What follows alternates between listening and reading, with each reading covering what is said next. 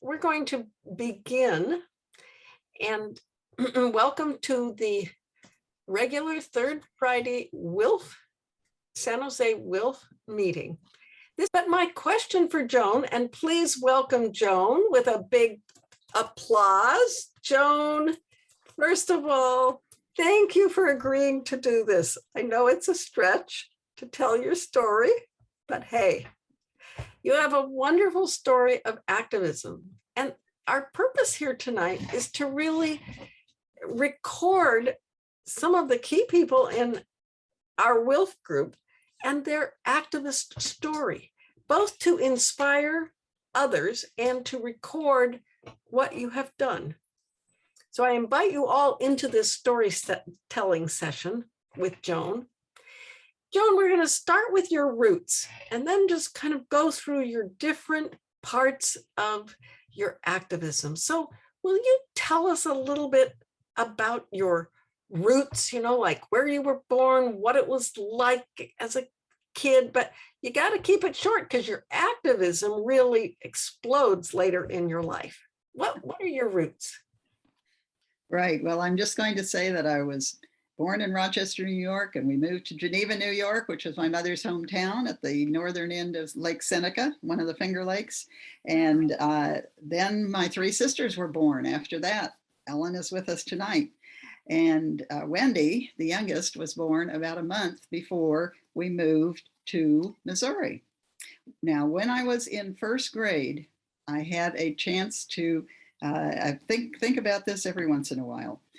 Somebody whistled in class, and the teacher said, I'm going to go around and everybody needs to whistle so I can figure out who whistled.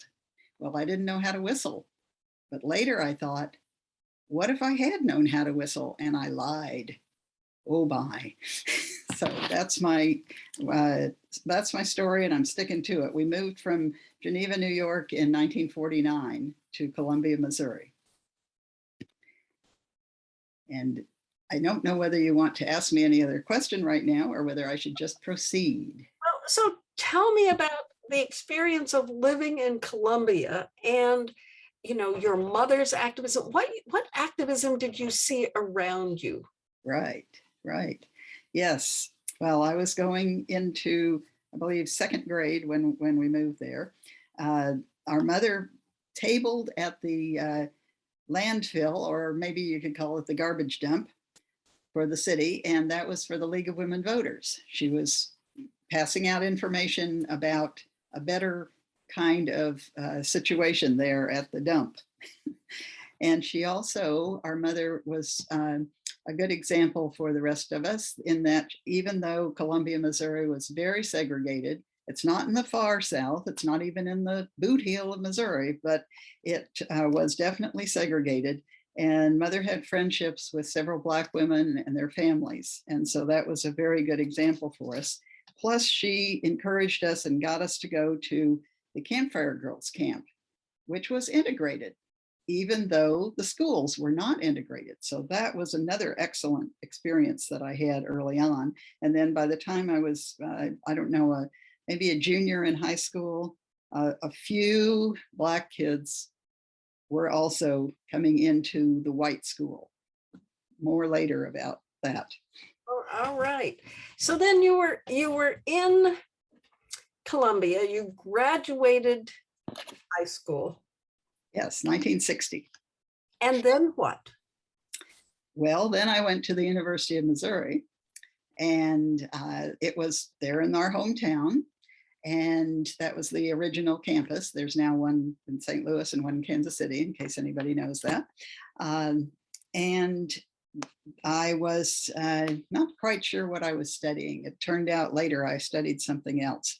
But in 1960 to 62, I was there in college. And then Russ and I met and fell in love and decided to get married. And so by the summer of 1962, we were on our way to New England, where the New England Committee for Nonviolent Action has a home actually where Ellen was for a while too, my sister Ellen. And it's out in the countryside and there's a lot of land around it. But what we would do is go to periodically, we were there for a nonviolent action training session all summer. And one of the things we did was to go to the Electric Boat Company, which is owned by General Dynamics, and it's where they build most of the Polaris submarines, if they're still building them. So I want to stop you and ask a question, because for you to leave college, it sounds like in your second year, and take this journey to this activism in New England. Okay, wait a minute. How did that happen? Not how did you drive, but going on for you and Russ, that what this is the 60s, the early 60s. What was the motivation? Right, before Vietnam, folks. So Russ was deciding what to do about the fact that he was in Naval ROTC. And he decided, after being encouraged by the student minister at our church and some things he read from the public library, he decided that he was going to get out of Naval ROTC. And he found out from people in the church and other people about New England Committee for Nonviolent Action. And they had this, as I said, a summer training program in nonviolence and nonviolent action to study and then act. Okay, so he had done this little bit of research. Can I just ask, was your family who were in Columbia, did they cheer you on? I mean, what kind of support did you get or not from your family of origin to do this thing?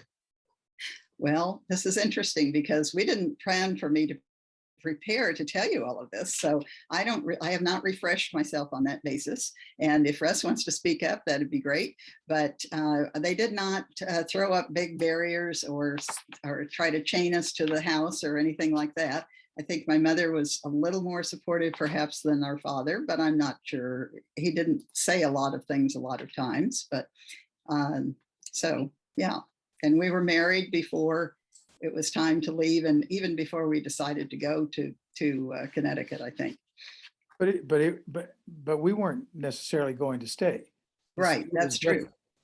For the summer, for the training program. Right. Okay. Right. Yeah.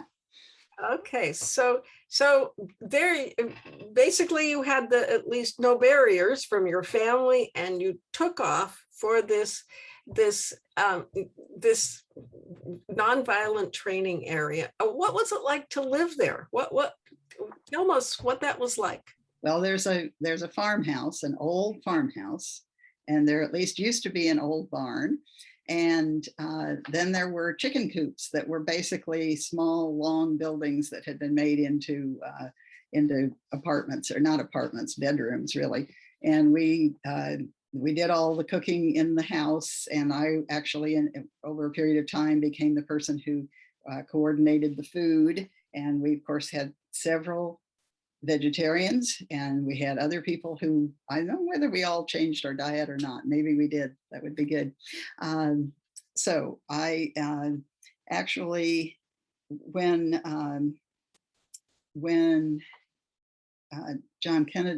President Kennedy was killed, I was actually at the place where we bought our vegetables and so on, the wholesale place. And that's, so I remember that. Everybody remembers where they were when they heard that John Kennedy was killed. And so everybody had a job, and you were in a nonviolent, it was nonviolent training. Right, and activism. And activism. So you said you demo at the electric boat. What does a demonstration at the electric boat look like?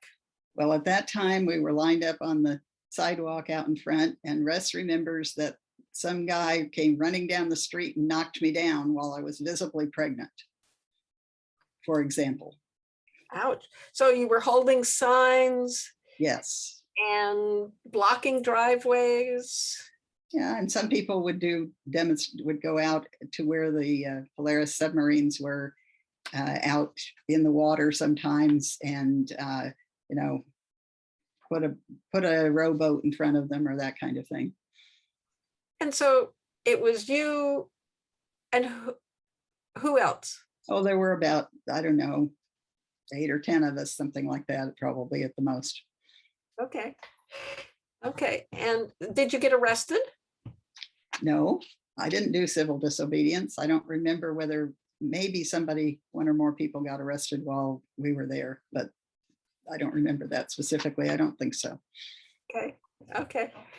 So then somewhere along there, you had a child. That's right. Okay. So And, fill us in. Where did that happen? right. Well, we were actually, we were in the hospital during the Cuban Missile Crisis. Julie was born during the Cuban Missile Crisis. I forgot to come up with that while I was reviewing things. So that was interesting. You know, we were doing natural childbirth in terms of no medical painkillers and that kind of thing. And Russ had been coming to the training sessions with me, and he I had made it clear to the doctor that he would like to be there when the baby was born. And the doctor was like, okay, we'll see how it's going. And then when it came time, he said, yes, come on in. You're doing fine. She's doing fine. Let's go for it. Paula, this is going to take forever if you're going to ask me all these questions that I'm not prepared to answer. But these are the roots, because I wanted to put into perspective that you had a child and then you had all this activism, and you did some activism, and we have a photo of that. So Rowan, this is a great time to show that photo.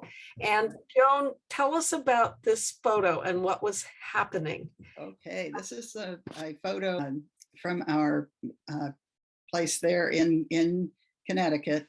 The photo of the 3 people that you can see, not Michelle, whose back is turned to us, but as Russ points out, those things up high behind us are signs that are going to be taken to a demonstration and so on. And that's our Julie. And this actually, I think this picture was taken somewhat after the March on Washington in 1963, when it was a time when Russ was actually leading a march from Cleveland to the SAC base in Rome, New York, and some other people were coming from Quebec, and some people were coming from Groton, Connecticut, where the electric boat place was.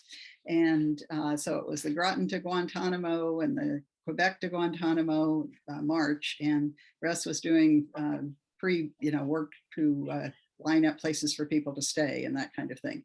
So that's a picture of Julie, who was at the March on Washington in 1963, along with me and Russ, and we know where we were standing. So every time we see the pictures, we can say that's where we were.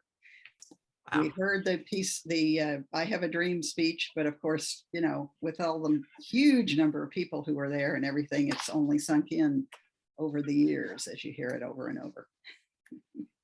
So you carried this babe all around on that march, all you and Russ? Well, I was not on all of the march. I was on a part of it. And actually we have a picture somewhere of an older man carrying Julie.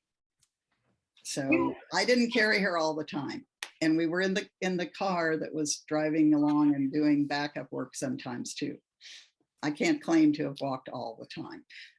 That's just an example of how the activism of women often has several different things woven in: parenthood, activism, you know, all of that. The activism isn't just single focused, it's multi.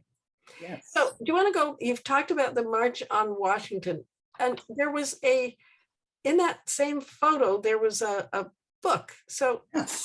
Tell us about the red book. And the red book Rowan has this in it also. Has this on one page. This is called the Pact. And Russ and 2 friends who were also had turned in their draft cards. Russ turned in his draft card, and therefore he was told to report for just being involved in the Army. And of course, he was not planning to do that. So we knew that there would be follow-up on it. And the three guys got together and decided that an arrest of one is an arrest of all, that concept. And so when we went to Missouri, to Russ's hometown, where after he had been told to report and had not reported, then he knew he wanted to communicate with like high school teachers, because he was a high school class president and so on. And if there were some students around, he'd communicate with them too. We got there, and a day or two after we got there, his mother called us up at the motel and said, the FBI has been here and I have told them where you are. So we knew that there wasn't going to be a lot of communication with the teachers. And we let the other two guys know, Gene Keyes and Barry Basin, and they came out, and Russ was arrested and was in the St. Louis jail for a certain period of time, a week or whatever. By July 4th, out soon around was it July 6th, I think. Anyway, the actual trial took place, and it wasn't really a trial, it was a sentencing. But Russ got to make a statement. And when he went up to make his statement, Julie toddled along after him down the aisle of the courtroom. So that was a good story. And I went and got her, of course, and brought her back to sit with me. The judge said that Russ had a fine command of the King's English. And then he sentenced him. He said, no, he actually said, what I do, young man, is when men don't show up for induction, as they've been ordered to do by the draft situation, I offer them the chance to go into the Army, which would be about 2 years, or I'm going to sentence you to 5 years, because then you'll be in prison for about 2 years for a third of your sentence. So which do you want to do? So Russ, told him that, of course, he was sticking with his draft refusal, and not draft refusal only, but resisting the military conscription system. So then the two friends, Gene and Barry, stood up and said, we're doing the same thing, sir. You should, sentence us too, or release him or whatever. And so the judge sort of, I don't know whether he ignored them or what. Read the book, We Won't Go. Some of the libraries have it. And it was written, the chapter in it about Russ and Barry and Gene was written by Gene. So you'll hear what he has to say. Anyway, what they did then, the judge, ended the courtroom session with Russ being taken away, and Gene and Barry went and sat in at the judge's office, and they were then arrested and charged with contempt of court. So they got, I think, a 3-month sentence each. And then they were also in the process of refusing to show up for induction, and they were then sentenced. But the sentences then were not all 5 years. The sentences tended to be 2-3 years, something like that, in federal prison. And Russ was sent to the Federal Prison Medical Center in Springfield, Missouri, because that's where they sent people from Missouri to federal prison at that time, which was great because it was a situation where he could work for a dentist and be helpful to people and not help to support the prison system. So, Joan, Russ is in prison. You've got this toddler in tow. Yep. What did you do? Well, we went to my hometown, Columbia, Missouri, and probably stayed with my family and for a short time. And then the peace movement people there were very wonderful and helped to find a mobile home and to get it down to Springfield, and to link us up with the Presbyterian church minister there, linked us up with the family who had a small mobile home park and a motel. And that was one way that I earned money while we were living there for almost 2 years, I cleaned the rooms in the motel, which was not extremely busy. So I didn't have to clean every room every day. And then they also knew somebody in the church who was a substitute teacher. So I also did babysitting for the substitute teacher, and Julie could go along with me when we did that. And this was this minister I knew because I went to church camp in Missouri during high school, I guess, junior high school. And so I knew that family and they knew me. Wonderful. So then you and Julie visit? Yes. Russ? And Julie, when we go to visit, after the first time that we were there and she knew where we were going, she was in one of those backpack type child carrier things that you also put in the car to be or you used to back when we thought that was a safe way. And she would go, "Daddy, daddy, daddy, daddy, daddy," as soon as we got close to the prison. And it was a relatively good visiting situation where there were like a couch for the family and a chair for the prisoner, and there was a coffee table in between. All right. So then Russ gets out of prison, and on your journey, what's next? I mean, you have this activism now just in your family deeply. And so what's next? So we moved to Columbia, Missouri, where we knew people in the peace movement, one of whom was willing to have Russ work for him as, on parole. That's after you've been in prison, you're on parole for the rest of your sentence. So Russ had 3+ years to go. And so we went back there and I went back to school, and meanwhile had decided to study library science. And so Russ worked and I went to school, and Julie stayed with our family. And right. All right. So that was like for 3 years, and from 66 through 69. And I finished school, both undergraduate, and I worked for a little while and then went back to get my master's degree and finished up in 1970. And so as soon as we were free with school over, we decided to head west.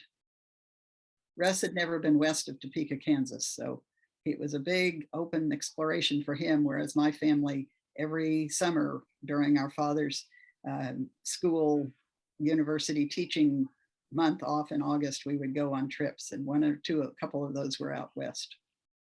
So you head out. Now, did you have a destination? Did you have? I'm sorry, I forgot about a couple things I wanted to tell you. All right, Before activism things, actually. Before we go on the journey, tell us about those activism back in Columbia, Missouri. Right. One of the things that I did after we got back to Columbia was that I joined the Congress on Racial Equality, CORE, and the local group there was mostly college students, and we were working with townspeople on a school integration project where we were having meetings and big public meetings in the school and so on, and getting the school integration down through the elementary grades, because by 1966 was still not totally integrated. Some kids were going to other schools depending on where they lived and so on. And then also the Vietnam War had started. So there were a few things going on, one of which was a demonstration at the famous columns of the University of Missouri, which are from an old building. And we saw those recently on TV on Jeopardy. They showed it and they wanted to know where that was. Well, that's in Columbia. We knew. And in 1965, there was a Vietnam War demonstration that was, I think, maybe called a March on Washington. And I went to that, on a bus with other people from the peace movement in Columbia, in my hometown. So that's what we did before we headed west. But I also joined an organization that Rowan knows because she was part of it too. The American Library Association has a social responsibilities roundtable, and that's a group, relatively informal group compared with a lot of the other longstanding groups. Now this is longstanding also. And as the name implies, social responsibilities, there are quite a few committees that work on things. And there were also committees in other parts of ALA, for instance, one on jail library service. And the meetings are twice a year, plus there's a state organization also. So I was going to three library association meetings that were activism oriented in terms of library services and getting, supporting each other and so on and so forth. So that was what I was doing until I graduated. And then afterwards, I was in the Social Responsibilities Roundtable for many years after that too. And so before you left Columbia, you were working in Columbia in a library, is that right? Yes, I was working and going to school. Okay, because that leads to your journey. Yes. Okay, so here you are, you and Russ and Julie, heading out for the West. Yes. Did you have an itinerary? Well, we were going to visit people on the way. So we went down to Dallas and around and over into New Mexico. And then we headed north up through Utah. And then we went to see somebody in Idaho, I think. And then we went over to the coast in Oregon. And then we came down, and my aunt lived in Sacramento. So we went to see her. And then in San Jose, I had been given a referral by the head of the library where I worked in Columbia.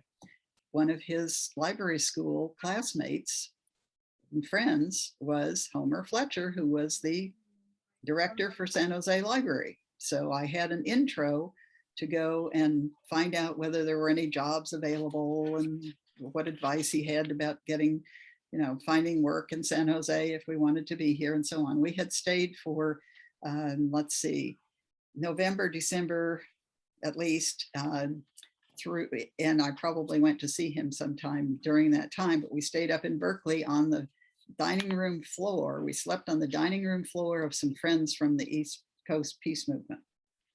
So I was looking for work. And so did you get a job right away? How did that happen? Well, he said they didn't have any openings. And of course, the way the work in the libraries is, it's a civil service system. And so when they need to get more people on a list of people who could be hired, who've been vetted by taking a test, etc., they make an announcement, and that wasn't in process at all. And there weren't any short-term needs for somebody with some experience like me or whatever so Homer Fletcher, told me that I should check back and check with the other libraries, because there are about 5 or 6 libraries in the San Jose area that are independent, as well as the county library. And I went out, and I thought, well, this is fine. I'll start working on that. And lo and behold, Homer Fletcher comes down out of the 4th floor of the library and out to where I'm just about to get out to the sidewalk out in front of the library. And he says, I just got a call from the county library, the head of the county library, and they have a vacancy, a temporary vacancy where somebody's going on medical leave from the technical services department. Guess what I was in charge of when I was working in Columbia? The technical services department. So, because we had a lot of our work done outside, it wasn't a huge department. But anyway, so I was able to get a temporary job and then get on to the regular job when there was a special outreach services federally funded project that I could move into after I had worked at the Cupertino Library when that new library opened. And now, of course, it's been completely replaced by another library. This was a long time ago, folks. Are you getting that message? Oh, yes. And your journey through the West is really a kind of a metaphor for an activist's journey. You start out, you're going to go west. You're going to be an activist, but you don't really know where you're going to end up. You've got all the essential people with you, Russ and Julie, and people to see along the way. Yep. And then you by good fortune, find a job Right. and a house. That was good fortune too. Well, we stayed in the home of a, actually, she was the director of the Los Gatos Library at the time. She was a member of the Social Responsibilities Roundtable. See, there's that good connection kind of thing that happens when you're involved in organizations. And so she was going on a 2-month trip to Europe or somewhere and needed a house sitter. So we house sat for a couple months until I got the job in the San Jose area with the county library. And then we found a house to rent, and lo and behold, a year later it was for sale, and guess who bought it? And your roots are very deep. Yep, and we're still here. And so your activism while you were working continued, I imagine, with the social, tell us about your activism while working. Right. Well, actually, when we got ready to move out here, I had been real involved in things in our hometown, or my hometown in Columbia, and I was involved with a church and a religious organization, I should say, but I never actually joined that organization, and I kind of had the feeling that maybe I shouldn't get all involved and be all active right away when we moved out here. So for a little while, I wasn't, but that didn't last too long because I was still involved in the American Library Association Social Responsibilities Roundtable and various other things. And then, so I had about 2 years of various different libraries assignments. The county library, as I said, opened a new branch, and then there was the Special Outreach Services, which was a federally funded project of the county, and most of the libraries in the county, except for, I guess, Los Gatos was the only one that wasn't part of it. Special Outreach Services. And what we did was we delivered materials, chose and delivered materials as requested, and categories and so on to shut-ins, to homebound people, and also convalescent hospitals. And the part I wanted to mention is that we did movies for the farm workers at the housing down in Gilroy, and I got to do that. And one time I showed the film that I should have written down the name of, that is about the strike in New Mexico or Arizona that was a strike, and of course I can't come up with the name of it. Anybody know? Salt of the earth. Pardon? Somebody said? No? Salt of the earth. Yes, Salt of the Earth. Thank you. That's from Lisa. Yes, and I wanted to say hi to Lisa. She didn't get to introduce herself. Lisa and my twin Ellen over there. Yes, that's right. Ellen and Lisa have a lot of things in common. So there you are, doing all this library work, showing, it's a nice segue because you showed this film on a strike. So talk about the evolution of your activism, union activism. Right. Yes. Well, I was invited to be a part of the union in the San Jose Library, and that was great. And I think I was secretary of actually the county level. And so at some point in the late 80s, I got to be on the union negotiating team for the new contract. And lo and behold, out of that developed something that that Rowan is going to show us a poster about. This is from the pay equity or comparable worth strike. That was in 1981. And this is a poster that was made later. At the bottom it says 1981 historic AFSCME San Jose strike. And what else does it say? Leads to pay equity. We didn't actually get pay equity. We got a lot along the way, but it was a very good and important experience, and also led to me becoming the president of the San Jose group, and then also the countywide local, we call them, through the years. And that was in the 1980s. So I that, think we ought to be having questions along the way here. But anyway. okay, well, hang on. We've got a couple decades left, and then we're going to open it up to questions, Joan. So catch your breath, get a sip of water, whatever you need, because your story in San Jose is about, well, a quarter of it you've told, but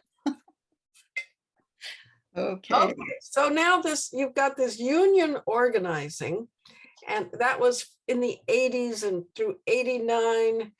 And in the 90s, then you had some changes coming. Yes. In the 90s, Lisa was on the board of the union. Okay, so I don't have a lot of memories of exactly what I did in the 1990s that was related to activism, but I know that I retired in 1998, and that somewhere in there, we started taking group trips to Ashland, Oregon for plays.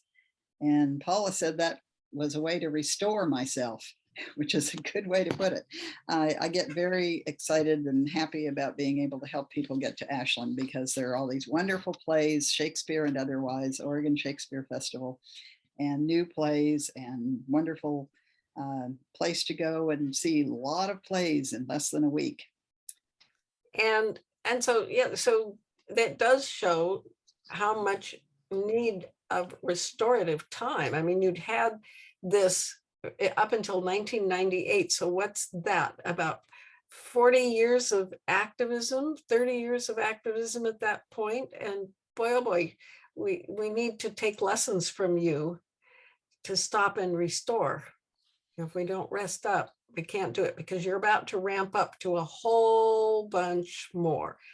So you retired in 98, started off to Ashland, your trips, and did some other trips. But now, okay, how did you end up in WILPF?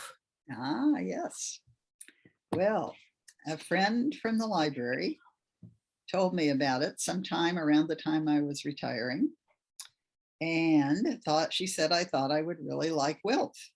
She wasn't a member, but she knew about it and had friends who were, and said that she thought I'd like it. And she was correct. And so give us some names. Who was, Right. who So was- people who were active in WILPF then, uh-huh. who are no longer with us, are two Joans, Joan Wilderman, wonderful woman, and Joan Bazar, likewise a wonderful woman, and Roz Dean, who only died not too long ago, more recently than the Joans, and a lot of other women, Barbie Ulmer, etc., a lot of people, wonderful people. So what kind of things was WILPF doing in those days? In the early 2000s, I'm guessing, is when you joined. So what was WILPF doing? Basically, WILPF San Jose. yeah. Well, one of the big things was something that I became involved in. Roz Dean and a couple other people had been coordinating and making sure that the holiday peace fair happened every year. And this was a chance for peace organizations and civil rights organizations and other good groups in our area to get together, to partly to raise money by selling things, partly to do some outreach, because there was something that they could invite people to come to that wasn't a meeting. And also very much a reunion every year of all these people in these different groups, because nobody can do everything, right? And so you miss out on the people who don't happen to connect with the same groups that you are part of. And maybe in the question and answer, Lisa can make some comments about that. One of the things that we did there was that we would display the clothesline project. And it's possible that Rowan can show us a picture of the clothesline project. It's about domestic violence, and it's something where the people who have experienced domestic violence, but also those of us who are concerned about them, would decorate t-shirts. And this is a very small example of the t-shirts, and you can see a little bit about what it says on them. But they basically, these t-shirts would be displayed like this. Can you see the clothespins? They're displayed on a clothesline. It's a clothesline project. And Joan Wilderman was one of the main people who worked with this project. So this would be displayed at various events where there would be public attention. And then of course there was information for people to share with people who are experiencing domestic violence, and to help to get them some help with services that are available. Now, you weren't just working with WILPF, you were doing some other organizing with other groups like 9 to 5, Equal Pay Day. Fill us in on that, because you aren't just focused on WILPF, you've got a broad view of activism. So what else were you doing? Yes, well, there's something called Equal Pay Day. And that's when each year in the spring, we try to educate people about the fact that on average, it takes women in the United States until late March, early April to, quote, catch up with what men have made in the past year on average. Of course, you never catch up, because then you're starting from that point. But anyway, that's the symbolism of it. And we started a group locally called the Coalition for Equal Pay. And the county government office of women's policy is still carrying this on and has information on their website about it. They also 9 to 5 that Paula mentioned, which is the 9 to 5 National Association of Working Women, which is a national, as I said, organization. And we had a chapter here that's part of that, and various other organizations that were associated in the Coalition for Equal Pay here. There were other things going on around the country at the time around Equal Pay Day. There's a national effort, etc. But it wasn't very much. Not very much was happening, and there was relatively little awareness about the problem of unequal pay, which is not just unequal pay for the same work at the same employer compared with men and women who worked there the same time, or maybe the women have worked there longer and have more responsible jobs, but somehow or other the new guy gets more money. But also the question of comparable worth, which is also referred to as pay equity. And that's what the flyer with the kids looking into their diapers was referring to, because the strike that we had in 1981 was about comparable worth. It was that women's work, the kind of work that women do, regardless of whether it's men or women doing it, gets paid, and especially used to get paid, dramatically less than the same complexity, responsibility, training, et cetera, that is for men's work. And so what we did for quite a few years, Lisa and I used to take hundreds of cookie bags. And I think Rowan has some pictures that go along with this too, so you can see what a cookie bag is. This is the size of the cookie bags. It's Costco cookies, and we cut 1/4 of a piece out of them. The photos, there's one that has where they're upside down.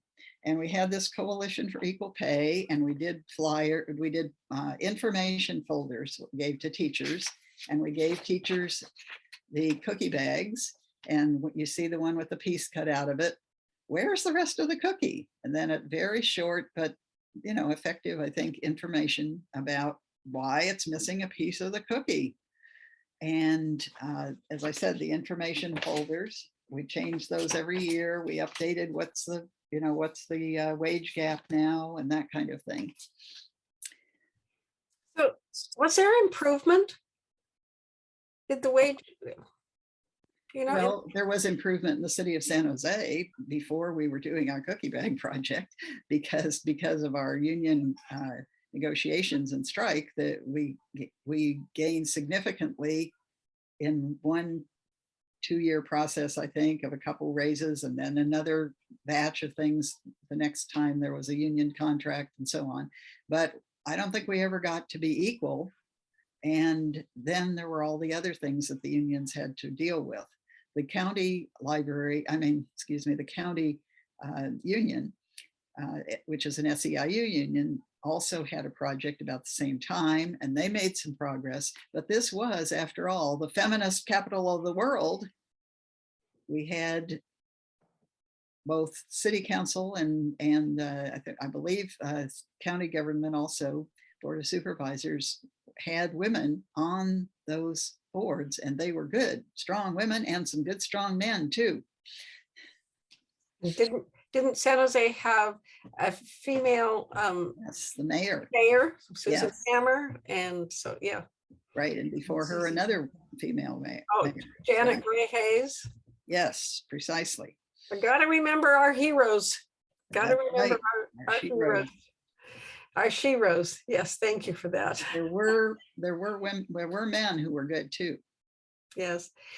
And so, but while all of that's happening in the 2000s, and there's also the activism that came out. We're gonna get to the end here and talk about your awards and your legacy, but I also want to just talk about you had WILPF, but wait a minute, that's past tense. You still have WILPF. You are working nationally with WILPF. Tell us about your activism currently and what you're doing with WILPF US. Let's see. I should say first, before we get, no, never mind. We'll do that later. You said something about the awards later.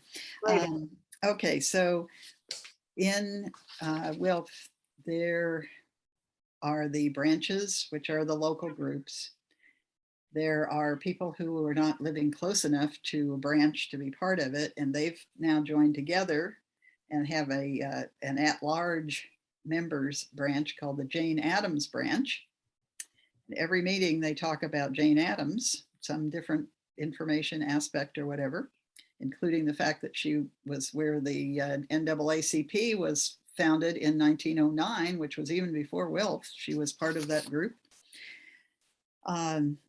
Let's see. So when at some point I volunteered to work at the national level with WILPF as an officer, and a couple of years ago I was the program chair. It was called. Just to let you know that you can work for different lengths of time as a member of the board of WILPF nationally if you time it just right. There was a 1-year term that was open, but the regular terms are all 3 years, and there happened to be a 1-year vacancy, so I glommed onto that. And that was in 2019. So, and as a part of getting acquainted with people because of that, and also things like in 2005, there was one of the every 3 years, they call them congresses, basically a conference, but maybe a congress because there are votes taken that are national policy votes and everything. And that was in San Francisco. And a group of us in the Bay Area were the local arrangements group for the committee for the 2005 Congress in San Francisco. And now, since I was program chair, I am now on the website committee, which is very carefully and slowly working with the developer who has been very sick for the past 2 weeks, but may be able to work on it some more around the Thanksgiving weekend because he's a school teacher. Anyway, so the website committee is something I'm working on now. And also when I was program chair, we needed to take a break from from one of the committees meeting because it was right around the time of the election and there was lots of stuff going on. And as you may remember, the pandemic had started, et cetera, et cetera. So we started that committee up again last summer, and I felt responsible because the hiatus happened when I was program chair. So I've been coordinating that, just doing the background information of getting the word out and encouraging people to join and that kind of thing. But there are 5 separate committees, subcommittees in that Advancing Human Rights Issue Committee of WILPF now. And one of them is on immigration justice, and one of them is on racial justice. And there's one on ending mass incarceration and the death penalty. There's one on women, the UN, things that have to do with women, especially like CEDAW, the Convention on the Elimination of all forms of discrimination against women. And also you've probably heard of this Security Council resolution on 1325, which is about having women involved at the end of or during conflicts, military and otherwise, so that women are not left out at the negotiating table at the end of this process. And then there are quite a few other things too that are focused primarily on women in the UN.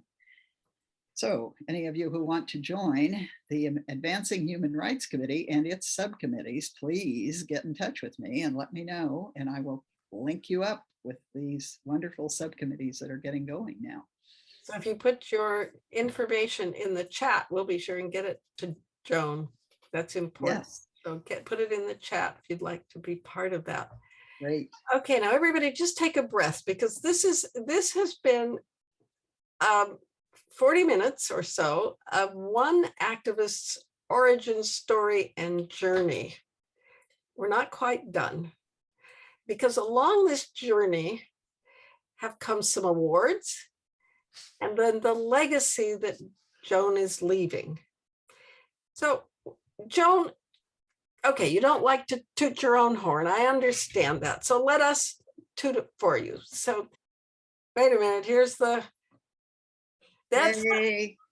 we forgot let me tell you first about this. Go back a minute if you can, Rowan. This is a picture at the Women's March. Women's March. Yeah. Right. And you can see Joan. Let's see Joan. That's me with the gray hair back there with my arms reached out. And the reason she's there, that's the 9 to 5 booth. And the photo is of the WILPF booth. But the WILPFers were all raging grannies, and we're going to toggle off to the stage. But not me. But not Joan. So Joan had 1 foot in each booth, both the 9 to 5 booth and the WILPF booth. Now that's a true activist who can arrange things so that the booths are next to each other. And that was her activism. There's another photo of the Clothesline Project and part of the Raging Grannies banner. Yes.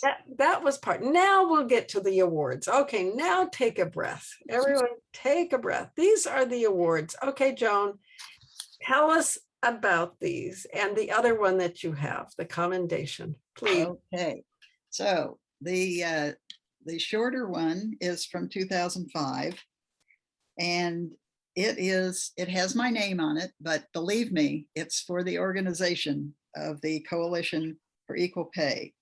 And it says that we're outstanding role models for women and girls, and it's from the Commission on the Status of Women, the Santa Clara County. See that SCC up there at the top that you can probably read? So at the Women's Equal Pay Day breakfast, when we celebrate suffrage, they and the amendment for suffrage and so on,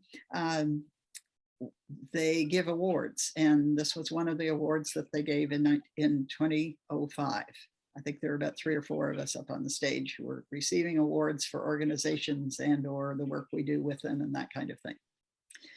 Now the other one is from 2012. Some of us can actually read that, and the COPE Awards is that's the political involvement part of the labor movement in Santa Clara County. And it says South Bay Labor Council. And it says game changer. Well, I guess that's part of what all of us are doing. We're trying to change the game, but they have to give the award somehow or other to an individual. So they said that I was helping to do that. Wow. And I have here what you can't really see very well, but it says assembly there, right? Okay, it also says Equal Pay Day down there where you can hardly read it. And then it has the names of essentially all of the members of the legislature, or at least of the assembly from our area and adjacent areas and so on. And this was something that they put together to recognize Equal Pay Day. And we had one of the meetings we had, one of the public meetings, we showed this and so on. And we need to figure out where to have it displayed now, because it doesn't really tie very prominently to any particular year. It's just Equal Pay Day, recognized by the assembly of the state legislature. And so wonderful. You deserve all those awards. Look at, if you can see people, if you can see people, Yes. it really is wonderful. And you're leaving, a legacy. But before we get to your legacy, let's get to some questions. So I don't know that I can see everybody. So maybe Rowan will help with this end of things. I just have a little row of people at the top and I can't see everybody. Right. So I don't know who's got a question. Oh, I know, Paula, if people use the reactions down at the bottom, and it says raise hand, then you move to the beginning of the list. Great. And your hand is showing, or the graphic hand. All right. So comments, questions. Who wants to be contribute to this? Well, I want to say that Lisa and I used to drive every year to take hundreds and hundreds of cookie bags and brochures to teachers in high schools around the county, and especially up into Alameda County too. I don't know how to put my picture though. Lisa is a big orange triangle. I know. I don't know how to put my picture on. Well, if you want to say something, Lisa, go ahead. We'll just look at your orange square, your orange block. Yeah, I know. I just want to say, Joan's, I'm going to cry because Joan was my supervisor in 1986, working at the West Valley Library. I'm going to show off her. Oh, you can't see it. How do I? Let me see if I can. I don't know. It's how it says stop video, but I can't get where it says I can turn it on. Well, who can help me? Because I want to show this t-shirt. Oh, yeah. Great. I was wondering, somebody said something about a t-shirt, but I thought it was about the. I don't know how to. So you have to screen share. Is that what she needs to do, Rowan? No, I don't know. No, if I can just figure out how to show my picture, and I don't know why it's not. So the cure-all, the only thing I know, and maybe somebody knows something better, is to go out and come back in. We'll let you. Oh, look at this. No, that's Judy. Yay, Judy. That's Judy. And anybody else want to comment or have a question? Please. Okay, Judy. Yeah. I just want to make a comment about Joan Bazaar. I had the pleasure of working with her on a lot of videos, community videos, way back when the place that one of those computer giants had in Palo Alto. I can't think of the name of the place. Anyway, there was a studio where we could do videos on huge cassettes. Oh, and yes. I would often see working on things. So I did videos for the Peace Center in Palo Alto for a number of years.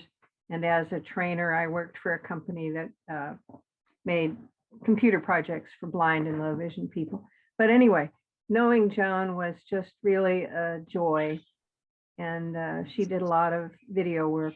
And I just wanted to remember her to you all as just a wonderful, gentle, hardworking, sweet, loving person. Thank Yes. you. Movement. Thank you. How about any questions or comments for Joan Goddard? Anyone want to comment? We have, Who's going to volunteer to be next to do this? Shirley has already done a version of this and she might want to do another one, but there are other people that we can encourage too. yeah. And this is going to be edited. Rowan is our tech person, and edited and submitted, I think, to the WILPF thing. Okay, so Ellen, you got your hand up. How about a comment? Oh, Dave. Dave, what I remember, Joan, from one of the, you worked at a number of libraries, and one of them, had a large Vietnamese Oh, yes. population in the neighborhood, and maybe you were one of them that was responsible for ordering books Yes. for Vietnamese, and I Yeah. was wondering if you had anything to fill that experience out. Yeah, I meant to include that when I was lying awake this morning thinking about the decades of my life. That was one of the things. I was the coordinator for the San Jose Public Library's Vietnamese materials collection. And most of the branches had collections, but also I worked at the main library. I was not the expert, I was the coordinator. One of the clerks in our department was Vietnamese, and one of the children's librarians in one of the other libraries is Vietnamese. And the three of us worked together, and we went to bookstores and we ordered things, and I repaired the books because they got a lot of use and they needed a lot of clear tape put on the spine. So I did that kind of work as well as coordinating. Thank you, Dave, for remembering that. Any other comments or reminiscences? One more about that. Did that include children's books? Yes, some. Yep, there aren't as many published as there are in English, but there are some. Any other people? I remember working with Joan on the holiday peace fair, and what an undertaking that was. But it was a delight to work for her. You were very organized, Joan, very organized. Shirley, you have your hand up. I just want to say that Joan is such an inspiration for all of us, especially coordinating the Peace Fair. Over the years, we've had other coordinators, but Joan was such a trooper because I remember that she also developed cancer about that time, and she was still leading our Peace Fair group in organizing the Peace Fair. So Yeah, she deserves a 2004. lot of credit for all the different things she's done. And, you know, I didn't realize she was so involved in library work because I only knew her as a WILPFer. And I always thought that she actually came before me, but I guess I started in about 1990, just before Joan came. So we came pretty much into the group the same time. I came to WILPF through the Aspinwalls. Dorothy and Richie Aspinwall, who were synonymous with WILPF for like half a century. I mean, they were an amazing couple. So the others that I remember are also like Barbara Taft. I think Barbara used to run the Peace Fair also before Joan came, but she left us. And she's in Arizona now, Yes, and she's I know. very active. She's one of the leaders of the Middle East Peace and Justice. She has been always involved in Middle East peace. So I occasionally get a little note from her, but not too often. But I'm really proud to be part of WILPF because of people like Joan. That's incredible activism. Thank you, Shirley. I see Lisa, you got your face. Do you want to? Yay, we can't hear Now you're muted, Lisa. You're muted. Oh, this t-shirt. I was at Russ and Jones. What's the A? Okay. 25th wedding I anniversary. was at Russ and Joan Goddard's 25th anniversary party. And this took place in Russ's audio shop, and it was a fabulous party. It was probably Joan was my supervisor from 86 to 88 before I was transferred to the Biblioteca Latinoamericana. And it was a wonderful event. And I think they've already had their 50th anniversary. Oh, yes. And yeah, she's just an amazing person. I've stopped my activism, but she keeps going. Love you. Love you, Marcy. Any other comments? You probably need to use, I'm trying to see everybody, but I'm not, not doing too well. Anybody else have comments? All right, well, probably, if not, let me just How about hearing about some other people's activism? Well, that's another program. This is focused on Joan, and which I really appreciate you sharing with us. I get that it was a bit of a challenge, it's the who, me? You want me? And so I'm deeply grateful for you offering your story because it's part of your legacy. So you've also left this legacy. I think you said the county has now an equal pay day.